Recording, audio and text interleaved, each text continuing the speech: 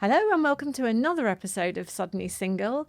I'm sure you all recognise the man that's sitting next to me, David Hamilton, Radio 1, Capital Radio, now Boom Radio presenter, and also more recently the author of The Long and Winding Road, which is really about life lessons, isn't it, David? I just wanna get out of here. Well, the subtitle is, let me have a quick look at it here, My Life, Loves and Lessons Learned. And Yes. the publisher wanted to call it My Life, Loves and Regrets. But I don't have any regrets. I believe that what you do at the time, you do because your gut or your heart tells you, and there's no point in regretting it later. So I think lessons learned is much more apt. Okay, so when you first appeared on radio, it was Forces Radio, wasn't Yes. it? And it was back in 1959? Absolutely. I was doing my national service in the Yes. RAF, and I was posted to Germany and to Cologne, which is the home of the British Forces Network radio station. And it was the German end of Family Favourites. I'm not sure if you remember that. I do remember it. But it was essential listening at Sunday lunchtime, and it had this theme song. Da da da da da da da da da da da da da. A bit like the Archers, really, isn't Yes, it? and it was the only radio show with its own smell, because when you heard that, Its own smell? its own smell, and I'll tell you why, because when you heard that at Sunday lunchtime, you could smell the roast beef and Yorkshire pudding that was cooking in millions of homes around the country, because we all had the Sunday roast. I know you now live very happily with Drina Hmm. on the farm, and you've got 5 children and 9 grandchildren between right. you. Yeah. But if we go back in time to when you were on Forces Radio, how did you then come back to England and become basically, one of the most famous people in the country? Because DJs back then were huge. Yes, I actually started in television. I was a television announcer in the days when announcers appeared in vision in between the programs. And I was at ABC Television in Manchester. And in my day, the way you met people was not online or anything. It was usually people that you worked with. And I met a very attractive girl who was a makeup artist at the studios in Manchester. And one thing led to another, and she got pregnant. And as you did in those days, we got married. But I have to say, I was quite happy to get married because, And this was Sheila. yes, her name was Sheila. And, I loved her. We were very much in love. And we had 2 lovely children. And I was, quite happily married until, I hold my hands up, and I've said this in the book, I fell in love with somebody else. It happens. Yeah, I was Difficult doing decision to a leave? traveling quiz show, TV series, and we'd had 2 hostesses. The second one was Carol Dilworth, who was had worked with Bob Monkhouse on The Golden Shot, and she was very yes. good. She married later on. After that, she married Chip Hawkes from the Tremolos, and she is the mother of Chesney Hawkes. Oh, Chesney. She's Chesney's mummy. But anyway, before all that, she was my second hostess on this program called Try for 10. And my wife and family and children, we just moved down from Manchester. We got a very nice house in Surrey. And the producer came to see me, and he said, Carol Dilworth, unfortunately, is not available for the next series, the 3rd series. But we've got a new hostess for you. He said she's got long red hair. She's got a great sense of humor. You will love her. And I thought, well, we'll see about that. She's probably full of herself.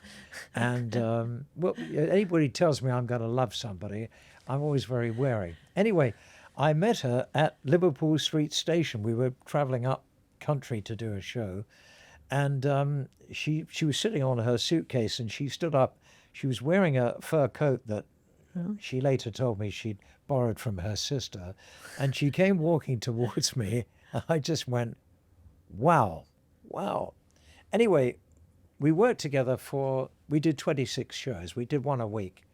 And I'd pick her up every week from her mother's house in Streatham, and we'd drive off to the venue, and then we'd drive back getting back usually about 3 o'clock in the morning, singing songs to stay awake. And we just got on like a house on fire. And she was very good on the show. She was very funny. And as the series went on, I realized that I was looking forward to Thursdays, which was the day we did the show, to do the show. But more than anything else, I was looking forward to seeing her. And I knew that when the series was over, I knew I was going to miss her. So on the night of the last show, after the show, went out for dinner with the crew. And we went to this restaurant. We got up to dance. And I said to her, it'll seem very strange not to see you next week. And she said, yes, it will. And I said, shall I pick you up as usual? And she said, yeah, that would be nice. So with no show to do, we made a show of our own. Okay. And my wife found out because I talked to her about her a lot. And she Okay. said, you talk about her a lot. Are you having an affair with her? Oh, wow. And I said, yes, I am. And cutting a long story short, I left home, and which looking back now, I don't feel good about it. But I left my wife and I left the 2 children, and I didn't have a bad marriage. I had a marriage that was okay, but I was just head over heels in love with Roz. That was her name, and we lived together for 4 years, during which time she obviously thought I was going to get a divorce, and we would get married. And I didn't propose to her, and I didn't do anything about it. Why? Well, to be honest with you, I thought the same thing could happen again. And I tell you the reason why I say this. I think if anything spoils marriage more than anything, it's children. And I think what happens is, you're smiling. I am. Boy meets girl. Yes. They fall in love with each other. She is the center of his universe. He is the center of her universe. The children come along. Suddenly, the man's, it's just the male ego. This is how men are. The man is taking a back seat. Everything is about the children, and I understand that. And then suddenly he meets somebody else who is young, free, and single, and thinks, crikey, I could go back to that wonderful, happy state that I was in before. So although the most natural thing is obviously to have children, and children are a joy and delight, and mine are now, I think that children probably break up marriage more than almost anything. You were also extremely popular, though, weren't you? Is it true that one woman turned up on your doorstep having left her husband for you? No. That's not true. Nearly right. She turned up at the BBC. Oh, she turned up at the Yes, I was coming out of the BBC, and she was there with her suitcase, and I thought she said, "Can I have an autograph?" I think she did. They said, "Can I have an autograph?" So probably she said, I've left my husband and my children, and I've come to live with you." So I said, "Well, that's very nice, but I'm actually living with somebody else at the moment." So obviously she didn't know about that, but yeah, that came as a bit of a shock. Did you have a lot of fan experiences like Not that? enough. Not enough. No, well, not people leaving home and saying they're Arriving, going to live yeah. with me. I did have a stalker who I was living in southwest London at the time. She turned up and threw a brick through. She found my name in the telephone book, or the Yes, we used to have the electoral yes. register, maybe, and got the wrong David Hamilton. And she turned up and threw a brick through this chap's window. So he's sitting there minding his own business, and this dirty great chunk of masonry lands on the carpet with lots of shattered glass. And the policeman who turned up was a pal of mine who was the local police sergeant. And he said, "Why are you doing this?" And she said, "It's the things that he says on the radio." So he said, Well, he said, you've got the wrong person. He said, you've got the wrong David Hamilton. So later on, she turned up at the BBC, and Paul Burnett, who was a colleague Yes. of mine, was unfortunate to look a bit like me. He came out of the BBC one day, and she ran up behind him and she threw a can of yellow paint all over him. He was done from head to toe in yellow paint. Shouldn't He laugh. looked like a canary. Poor woman. But as he turned round, she said, "Take that, David Hamilton." And he said, "But What I'm on Paul- earth were you saying at the I'm Paul-" time? You only ever played pop music, in my memory. He said, "I'm Paul Burnett." So She didn't like your taste in this music. time, she appeared in court, and the magistrate said, "Why are you pestering this man in this way?" And she said, "It's because of the things that he says on the radio." And he said, "Like what?" And she said, "Like smack botty." Oh, I really shouldn't laugh. Poor woman. She clearly wasn't very well, was she? She'd got a week in Holloway. week in Holloway. Oh, that's Yeah. quite a tough sentence. Yeah. Holloway. Yeah. Well, in those days, Did you not see her again? yeah, I did. No. Yes, I was doing an outside broadcast from the Ideal Home exhibition, and I knew what she looked like because remember that I hadn't met her. Right. And she got the wrong man twice, but her picture had appeared in the paper. Okay. And suddenly this vision came towards me, and she said, "Can I have your autograph?" And I froze, and I thought, my God, it's her. So I very quickly left, and I went backstage, and I said, "Look, I can't come out again." I said, because this, and she had a carrier bag with something in it, and I thought, is this going to be more yellow paint or something else? Bless her. And I had to tell them, I said, "Look, she's a stalker," and I think they, escorted her off the premises. I mean, you had a lot of really high-profile gigs. One of them was Top of the Pops. Did Yes. you ever fancy anyone?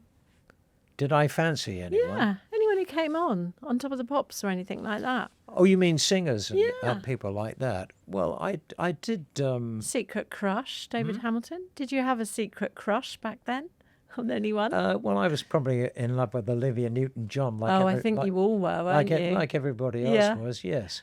Trying to think if I had a secret crush on any other singers. I mean, I worked with a lot of singers. I took Judy Zook to a couple of concerts. Do you remember Judy Zook? Yes, I do Stay remember. with me till dawn. Yes. Unfortunately, I didn't stay with her till dawn. That's a shame, isn't Oh, it? That is a shame. Yeah, I think she had somebody else in her life, but I took her to a couple of shows. I tended to stay away from other performers. Okay. Yeah. I did go out with a few models because I worked with Yeah. a lot of models, so I had girlfriends who were, models.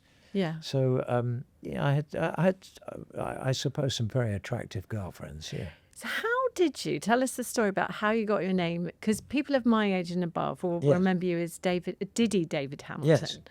Tell us the story of the Diddy. That was Ken Dodd. Yes. And I was doing a series with him at ABC Television in Manchester for ITV. Went out on Saturday nights, and it was called Doddy's Music Box, and it featured a lot of the pop stars of the day, like Dusty Springfield, Tom Jones, Matt Monro, Billy Fury, people like that, and interspersed with sketches with a repertory of actors, and I was the interviewer. And on the first day of rehearsal, the audience were just makeup girls and props boys and so on, cameramen.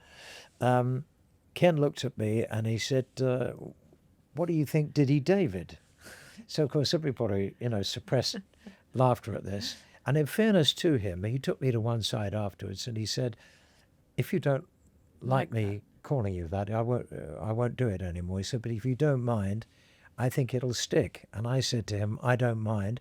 And I've been stuck with it now for over 50 years. But it was great working with Ken. And when the series took off, I was asked to do a lot of appearances with him, when he was Yes. opening supermarkets and things like that. And, talking about the book, Lessons Learned, I learned a lot from working with Ken Dodd, not only about comedy, but also how to be with the public. He was very, very good with the public. And when we'd be there, signing autographs for about an hour, and he would say, "All right, Commander, how you going, Whack?" And he'd give them a bit of patter and a few jokes, and I thought that's how to be with people, and so I learned a lot from him, and other things I learned from Ken Dodd as well. I went to his house, which is actually in Knotty Ash. It's a real place. And we were due to open this supermarket in Liverpool. And he said, "Come on, I'll show you around." So we went into one room, and there's a suite of furniture he pointed to, and he went, "Lewis's Liverpool." We went into another room, and he went, "Paulden's Sheffield." And we went into another room, Lewis's Manchester. And I realized that they were all suites of furniture that he'd got in lieu of payment. Ah. So over his shoulder, he said to me, Clever idea. he said to me, "Listen and learn." Did you ever do that? That's a really Well, clever idea. With him, yeah, with him, If yeah. anyone would like to Well, give in me a those sofa days, you to got appear, very often I'm got paid available. in kind, and Ken was known for that, Yeah. And then, of course, there was the court case, Inland Revenue versus Ken. Yes. And Ken had a wonderful QC, a man called George Carman. Yes, he who was very famous. Famously said, "A lot of accountants are comedians, but no comedians are accountants." Oh, that's a very And clever thing to the say. jury said, Yeah. "Not guilty." But to go back to relationships, after your marriage ended, you had an arrangement with a certain lady called Mel, didn't you? She was a sex worker, and you helped her open a pet shop. Can you tell Well, us a bit more about that? I think you're putting it in a very blunt way.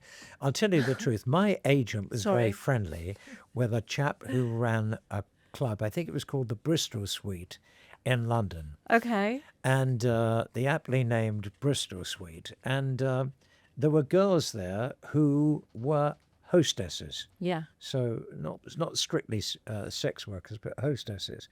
Anyway, my agent took me there one night, and he said, would you fancy going to the Bristol Suite? And he was very friendly with the guy who ran it, Leslie Conn, his name was. So we went there, and we had a bottle of champagne on the house, which was very nice. And so I said to Leslie, "Some beautiful girls here. How does it work?" So he said, the punters buy the girls champagne. He said, and then they can make their own arrangements. If the girl likes them, they can make their own arrangement. Okay.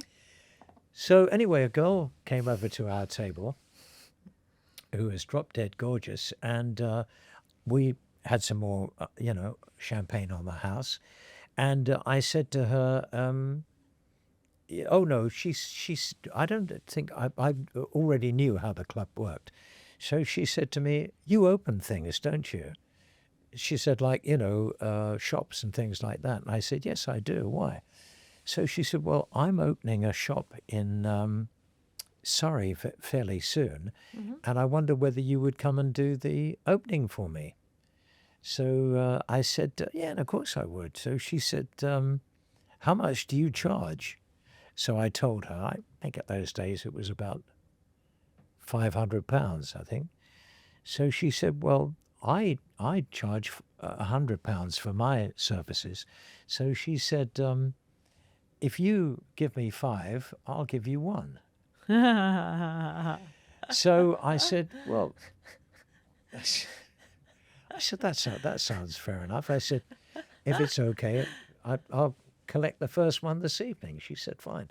So I drove home, and on the way home, I thought, what have I let myself in for here?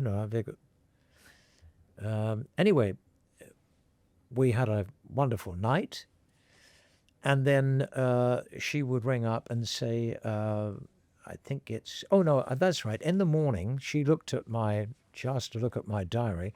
She said, "I'm trying to fix a date when you could come and open the shop." She said, "Give me time to publicize it, 2 or 3 months' time." So we put a date in the diary. So then she would say, "Hi, David, it's collection time, So, "Oh yeah, well, when can you come round?" So we'd come round. So I think we'd got up to about 4. Okay. And then I opened the shop, and I turned up. There's a nice big crowd there, and did the usual thing, signed a few autographs. And I thought, well, that's it. So about a week later, she said, "Thank you for doing the shop opening. It was a lovely spread and the local paper and everything." And she said, "I still owe you one." I said, "Oh, don't worry about that." She said, "No, no, no. A deal is a deal." Oh, wow. So she came round again, and we had another wonderful night. And then I said goodbye to her on the doorstep in the morning, and she said, "You won't be seeing me anymore." I said, "No." I said, "We had an arrangement, and an arrangement is an arrangement." So she said, She said, "What do you do for a living?" So I said, "Well, I play records." And she said, "Do you play records in your spare time?" I said, "Yes, I do." She said, "What do you play?" So I say, "Well, I play what I like." And she said, "And that's what I do in my spare time." So she said, "Anytime you want to see me." So after that, we started seeing each other quite a lot. The arrangement was over, but obviously we'd become, very fond of each other.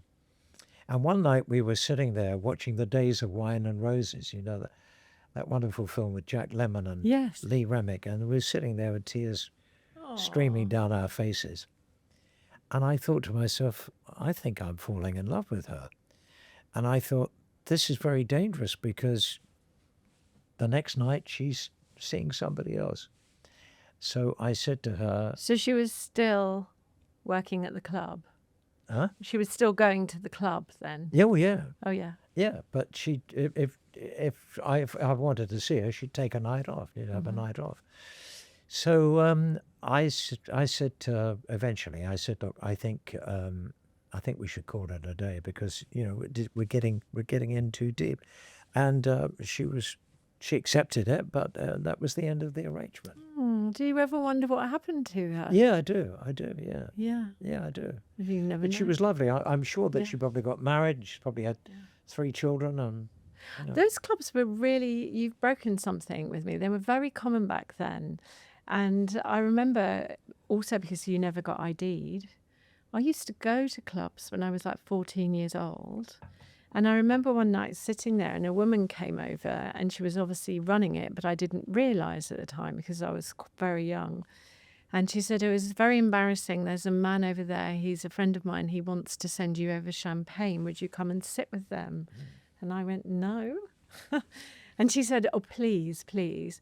Anyway, I didn't. I was with my girlfriend. I said, that was a bit odd. But I went to the toilet and the woman followed me and she gave me her card. And she said, "I'd really like to talk to you." And it wasn't for years that I realised that that's what she was doing. She was obviously running a similar sort of club. And she Yes. wanted Recruiting to know. girls. She was recruiting, yeah. Yes. She was recruiting. Yeah. But it took me a long time to work that out. Yeah, sometimes things fall into place later, don't they? They do. I find that a lot. Yeah. Years later, I think about something and I think, God, I just realised why that actually really happened. Yeah. Yeah. But I put the story of the arrangement in the book because it was just honest, and Yeah. I thought, well, it's an honest story, and Yeah, you've been very truthful in the book, and it's true. A long and winding road. The older we get, the more I don't think there's experiences. any point in writing an autobiography if Yeah. you're not going to be honest and you're not going to be true. And if it's full of superlatives and everything is wonderful, it's just going to be boring. So I think you have to say that you made mistakes. And I think I've owned up to my mistakes. And the girl that I left my wife for Yeah. eventually left me. And so Karma. karma. So all the pain that I inflicted on my wife, I now felt myself. And I've said in the book, no more than I deserved. And so, what goes round very often comes round. Would you say you've ever fallen in love at first sight? Do you believe in that? Love at first sight? Or no? I certainly fell in love with Roz at first sight, yeah. When I saw her on the platform at Liverpool Street Station, I would say I fell Love in or love. lust? Love or lust? Well, who knows? But no, I would say that I fell in love with her, and I just looked at her and I just thought, I have just seen the perfect girl for me. Yeah. But of course, as you mature, you realise that looks are not everything, and sometimes other things are more important. Like, for example, humour is very important. Yeah. And having common interests and certainly being able to laugh at the same things. And so that comes with maturity. Yeah. I remember when I played Buttons in pantomime, Ken Dodd came to see me, which was great of him. And afterwards he said, come on, I'll take you out for dinner, which was quite a shock because Ken was known for being very careful. Anyway, we went to the fish and chip shop across the road. He took 2 lagers out of his overcoat pocket and he put them on the counter. He said, cotton chips twice, love. So we had cotton chips and we drank lager. And he gave me the most wonderful advice on how to play Buttons. And he said, you've got the bubbly bit. He said, but you've got to work on the pathos. You've got to remember that Cinderella basically is a cow.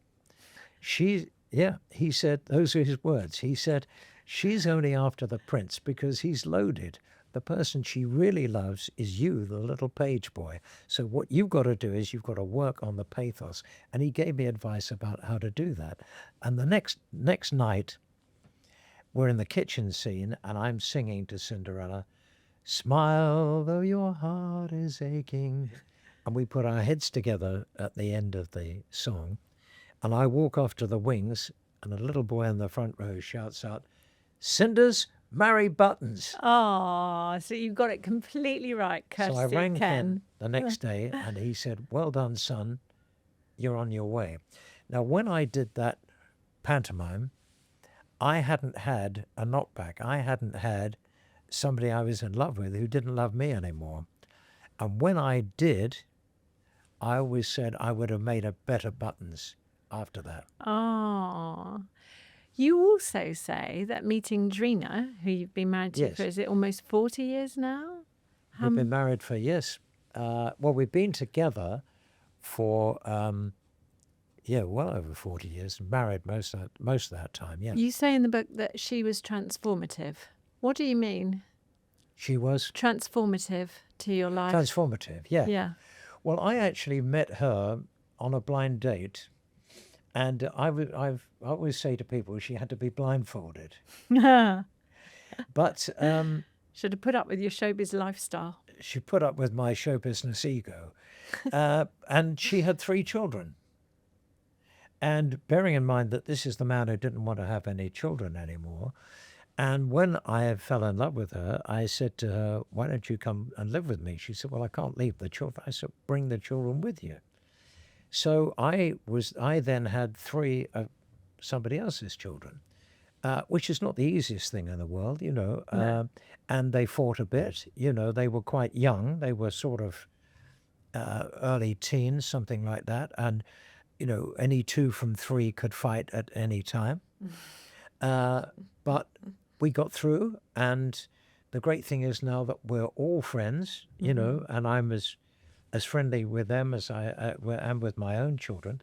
So it all, I think basically one of the things why it worked was that she probably, didn't take any crap from me. I think that was probably. Sorry. She's probably Do you think speaking? probably stood up to me and Yeah. gave me a bit of my own treatment. Yeah. You have to say what's on your mind. Well, It's good. she's a- Do you she think is- a good row is healthy? She's a very strong personality. Yeah. Strong. The problem when you get 2 strong personalities together is you can clash. But I think we've found a way around that now. But no, it's she's probably been the wind beneath my wings. I would say. Oh, that's so lovely. How did you marry? Where did you marry? Well, we married on a tropical island. Okay. Because it was the second time for both of us. We couldn't. It was either Chelsea Register Office but a pal of mine had got married in Anguilla. I've just come back from Anguilla. What an amazing island that is. Have you just come back? Yes. Well, there was an island called Sandy Island. I don't think it's there anymore. I think it got washed away in a tsunami or something. But we actually got married on a tropical island. So we went out on a boat. We got married on this island, and there were a few palm trees and a bar. That's Yeah. all there was. Yeah. Because a friend of mine had done it the year before, and I was his best man. So I pinched his idea, and I thought, that's where we'll I get have married. to say, for me, Anguilla is the most beautiful place in the world that I've ever been. It's British. It is British still Anguilla. British. Yes, it is. Yeah. And when we came back, we had a huge reception at the Cafe Royal for all our friends who hadn't come to Yeah, the wedding. yeah. And we had Buddy Greco, who is the most wonderful cabaret artist. And he did. We booked the night, and Buddy Greco did the show for us and sang all his wonderful songs. So, what would your advice be to people that find themselves now, older, suddenly single? I wouldn't like to be out there now. I don't know how anybody meets anybody now. I mean, I certainly You would. have to swipe, David. Huh? You have to swipe. You Yeah. have to go on an app. But how do you know what you're getting? Well, you don't until you turn up, because the one thing that has never changed is that kismet is either there or it's not when you start to speak to somebody, yes? Well, I mean, you know, I could say I was 6'3", dark and handsome, couldn't I? Till they turned up, they get a shot. Yes, but I don't understand that. And I have said that to people. You know, why did you post a 10-year-old picture? It doesn't matter that you've lost your hair or that you've put Yes. on 4 stone, Yeah. but you're not the man that I thought I was going to meet. No. So where was that ever going? Well, But that's you would be stupid. amazed at how many people do that. Have you dated a lot? Oh yeah. I mean, I've been my last. I met someone probably about 5 months ago on an app, but before him, I'd probably had 11 dates. There were only 2 of them that I would have seen, probably the second one and him again, which I did do. But the ones in between, I mean, honestly, I could tell you stories that make your hair curl. One turned up and said to me, could you fill in this personality quiz? And I said, what on earth for? And he said, well, I only match with 5 types of people. And there are 16 personalities. If you've got the wrong one, there's no point in us having a second date. I mean, and some of them just, you know, not that they were bad or anything. That's all a bit technical, isn't It it? is very technical. And let me tell you, I don't know about my husband because he was my brother's best friend, so it's difficult to really say what he looked like. But my longest term relationship, someone that I was at the time obsessed with, I would have swiped the wrong way for him. I never would have picked him on his looks. Never. He was just very funny, like you were saying. Humour is a massive aphrodisiac. Yeah. It really is. Yes. Yeah. Did he laugh you into bed? Literally. Yeah. Literally he did. Yeah. Now, David, we are going to play my game. It's Oh. called the Suddenly Single Honesty Box. Yeah, I'm coming up, I'm coming up. Best date you ever had? Yes. Well, it has to be my wife, doesn't it? Because that was a blind date, and it led to many, many years of marriage. So Yes, it you did. can't beat that, can Can you? you remember where you took her? Yes, I did. I took her to an Italian restaurant in Soho, where the waiters danced with the women. And I realized what a wonderful dancer she was. And she was actually an aerobics teacher when I met her. So she was doing about 17 one-hour classes a week. So she was incredibly fit. I was very fit because I was playing lots of charity football matches. So we were both, you know, Yeah. keep fit Yeah. people. Yeah. But yes, that's got to be the best one. I think I've probably Top that. I don't think I can. I've probably had several, but because there is one particular night I remember. I was on holiday with the long-term partner, and he'd arranged just dinner for the 2 of us on a beach, and there was no one else there but the waiters. So that was, can't remember where it was actually, but it was beautiful.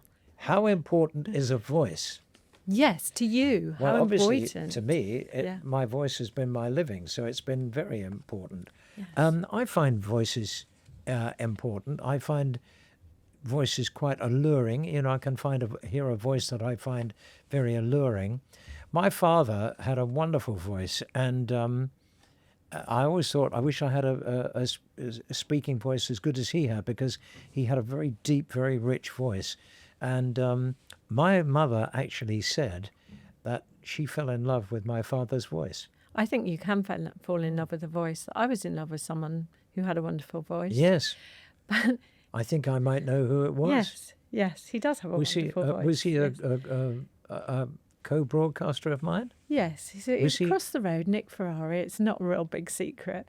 He did have a wonderful voice. Can I tell you that I'm one of his biggest fans? Are you? Well, Mrs. H and I, both of us, we love his radio show, and we think that for talk radio, he is the top man. Well, he does have a wonderful speaking voice. But Now, so yes, what that happened would to be him important. then? Now, you're on the spot now. Well, I'm not really because it's quite well known, but I don't talk about it very often because Were you a doesn't naughty really matter. girl? No, he was a very naughty boy. Naughty boy, naughty Nick. Very, very naughty boy Oh, for a very long time. so before I he found should have a out. nickname as the same way. Naughty I'm Nick. Diddy David. He should be naughty, Nick. Yes, he was naughty Nick. Was he playing a lot of away games? He was playing one away game for a long time. One away game, Yes, a bit like you. and you found him out. No, somebody told me. Well, yeah. So I found. Yes, I did find Yeah, out. yeah. Yes. Would yes, you have forgiven him? He didn't really want forgiving, but probably back at the time, yes, I would have done. Yeah. But now I'm delighted that I didn't. I think Yeah. it was more healthy for both of us. And the thing is, in a relationship, you have to admit, if it goes wrong, they don't go looking unless there's an issue. So something is not quite right, and you have to accept some of the responsibility for that. I would say there was nothing really wrong with my first marriage. I mean, I can't point to anything and say it was awful or it was dreadful or it was anything really wrong. Yeah.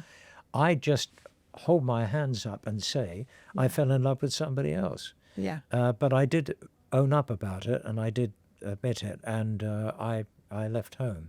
Yeah. But it's sad. And children involved with you? No, I had my own daughter and he had two boys, so more like the setup with Drina. Yeah. We did live together as a family, but no. Yeah. You know, Do you still listen to him on the radio? we talk from time to time. No, but you listen to his radio show. Well, the funny thing is, my new partner, he said to me, because I've been staying there more often than not recently, and he said to me, I've got to admit something to you, and I don't know how you're going to react. And I said, well, what do you mean? I thought, please don't tell me you're seeing someone else. I've seen this movie. And he said, you've been home an awful lot in the last 2 weeks. And I said, yes. And he said, I love listening to Nick Ferrari in the morning.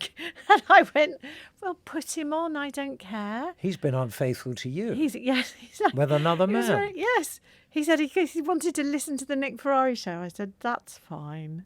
How important is music to a relationship? I should imagine to you it's very important, Well, right? yes, very, very important. And when I first met Drina, I actually found a lot of music for her classes because, I was playing a lot of disco music at the time on the radio.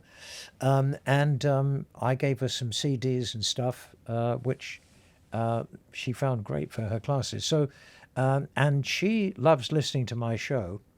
And she dances around the kitchen when I'm on the radio. She's used to do downstairs that, dancing around the yeah. kitchen.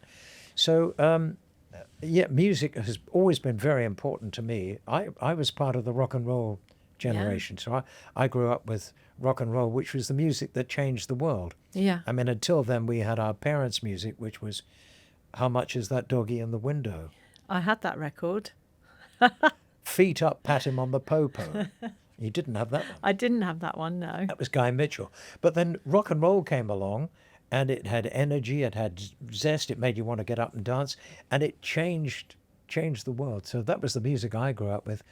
And when I was in Germany, starting off in radio, Elvis Presley was there at the same time. He was doing his national service in the U.S. Army.